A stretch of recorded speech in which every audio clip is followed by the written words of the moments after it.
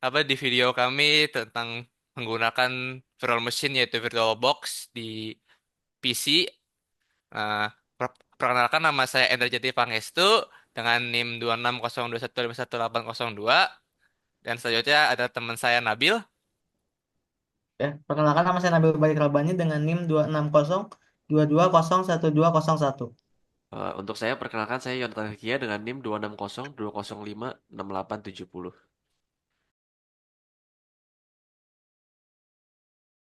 Mengapa kelompok kami memilih VirtualBox sebagai virtual machine? Karena VirtualBox dapat dipilih sebagai virtual machine untuk berbagai alasan kuat, terutama untuk kebutuhan pembelajaran, pengembangan, dan pengujian aplikasi atau sistem operasi. Alasannya antara lain adalah yang pertama karena open source dan gratis, yang kedua kompatibilitas yang tinggi, yang ketiga ringan dan mudah digunakan. Fungsi utamanya ada untuk testing dan development, yang kedua eksperimen tanpa risiko, yang ketiga isolasi sistem, yang keempat dukungan jaringan virtual. Dan mengapa VirtualBox kami pilih lagi? Karena yang pertama kemudahan akses dan dokumentasi karena komunitasnya yang besar.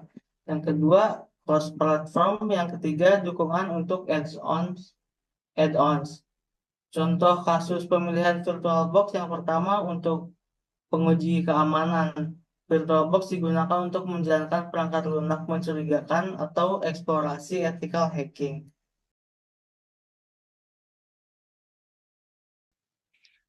Nah, untuk produk knowledge-nya akan dijelaskan dengan saya. Nah, VirtualBox itu apa yang disebutkan dengan apa teman saya Nabil adalah sebuah perangkat lunak open source yang dikembangkan oleh Oracle yang memungkinkan kita untuk menjalankan virtual machine di dalam komputer kita.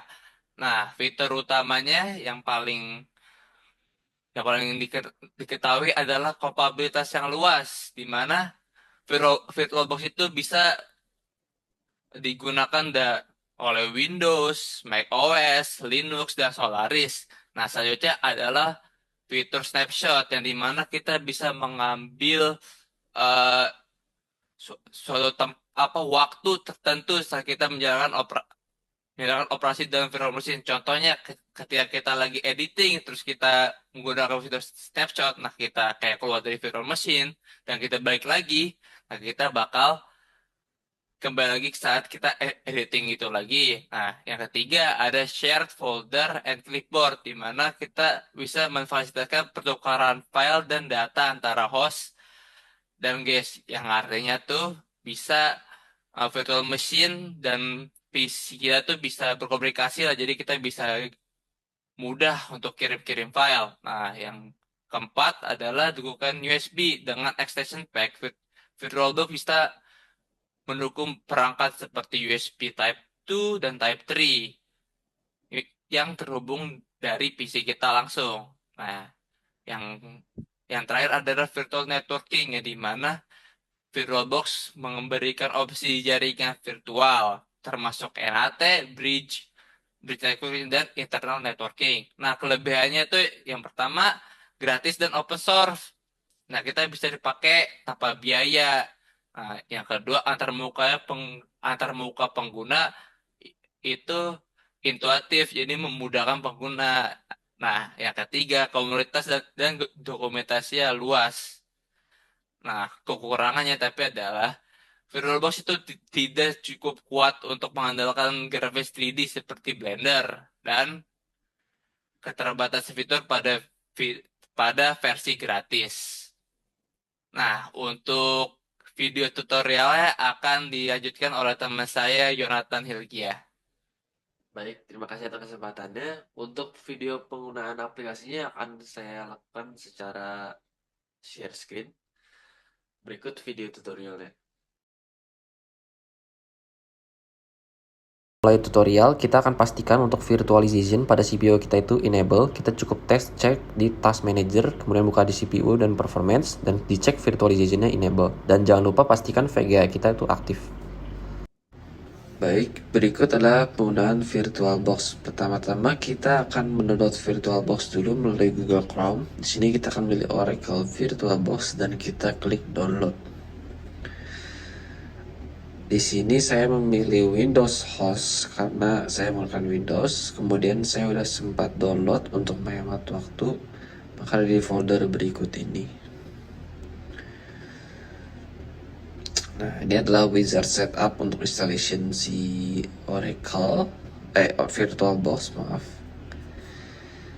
Kemudian kita next saja. Di sini tinggal next dan yes hingga mencapai titik finish download dan start application.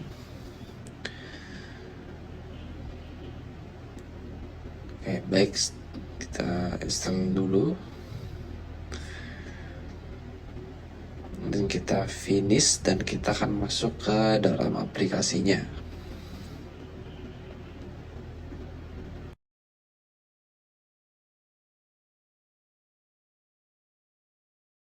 Kemudian di sini adalah setup wizardnya untuk dalam VirtualBox-nya. Di sini kita membutuhkan Ubuntu ISO-nya untuk melanjutkan step berikutnya. Kemudian cara mendapatkan Ubuntu ISO adalah kita tinggal ke Google aja, terus kita get Ubuntu dan kita download aja yang Ubuntu desktop.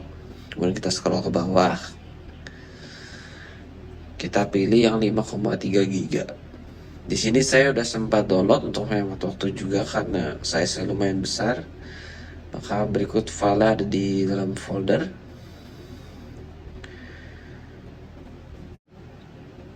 Berikut filenya di atas VirtualBox sebesar 5,3 GB.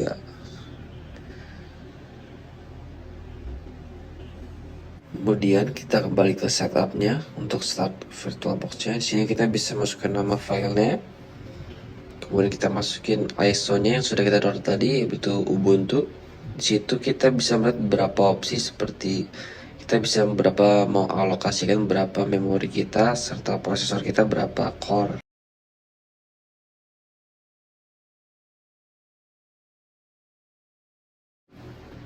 Setelah itu kita sudah berhasil masuk ke dalam VirtualBox-nya.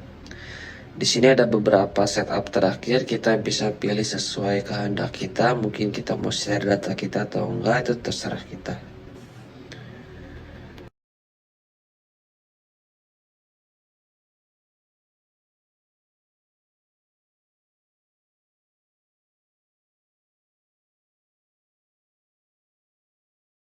Kemudian di sini adalah beberapa opsi menunya, yaitu ada File, Machine, View, Input, Device, dan Help. Berikut adalah tampilan kalau kita masuk ke View dan kita full screen. Untuk mengembalikannya cukup tekan right control dan mencet F. Karena right control di sini gunanya untuk host. Dan host yang dimaksud adalah komputer utama kita. Dan VirtualBox ini adalah guest-nya. Di sini ada beberapa tampilan lain seperti resize layer. Terus ada resize to guest view.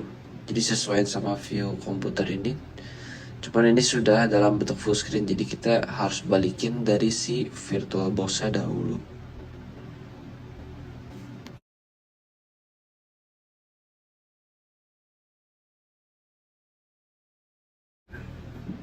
Berikut adalah tampilan guest view layer.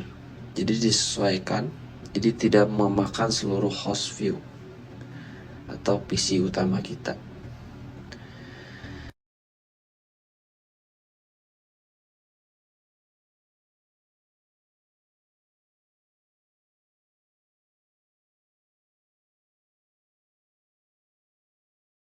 Kemudian kita masuk dalam settingan taskbar machine.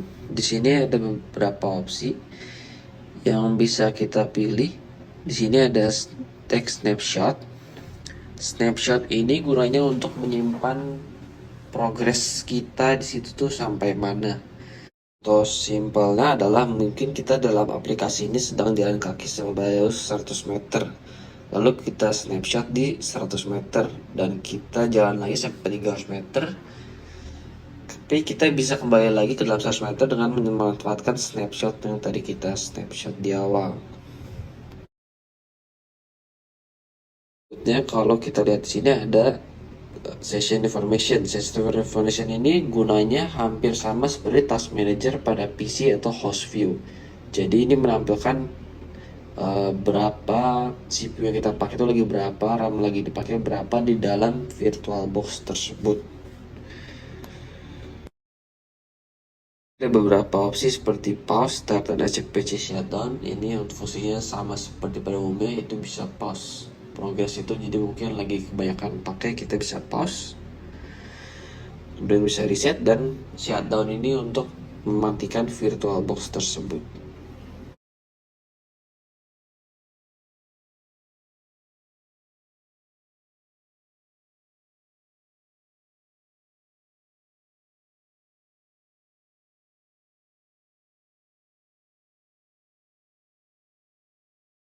Kemudian kembali pada settingan view, di sini kita ada opsi menu bar, status bar, dan virtual screen.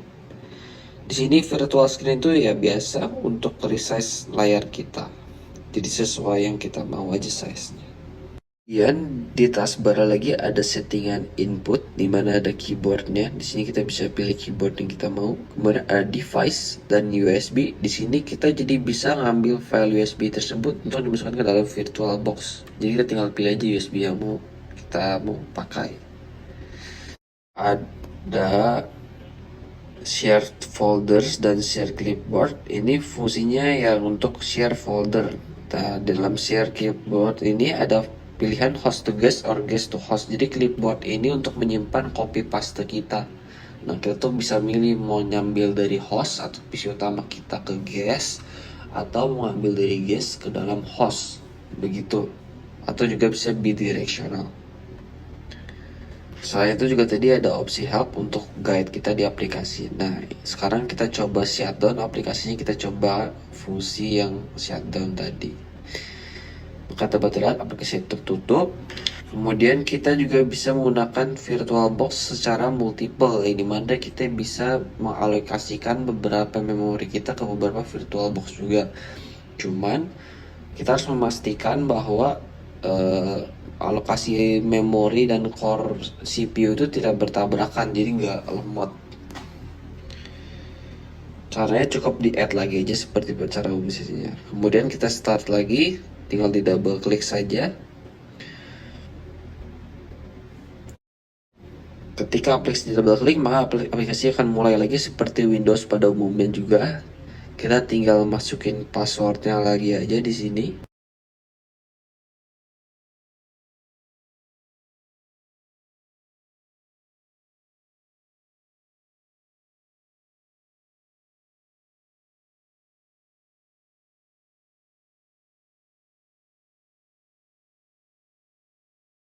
Nah, maka aplikasi akan terbuka seperti normalnya lagi.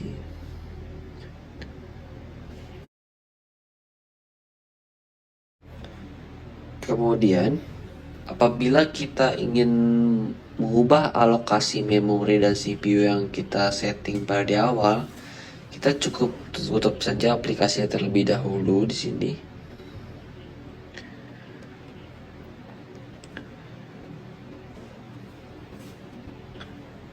Kemudian kita buka aplikasinya, kita klik settings. Nah, di sini ada beberapa opsi pada umumnya, dimana kita juga bisa alokasi memorinya tuh bisa kita ubah. Kemudian beberapa settingan lainnya seperti input juga bisa, sistem, dan display.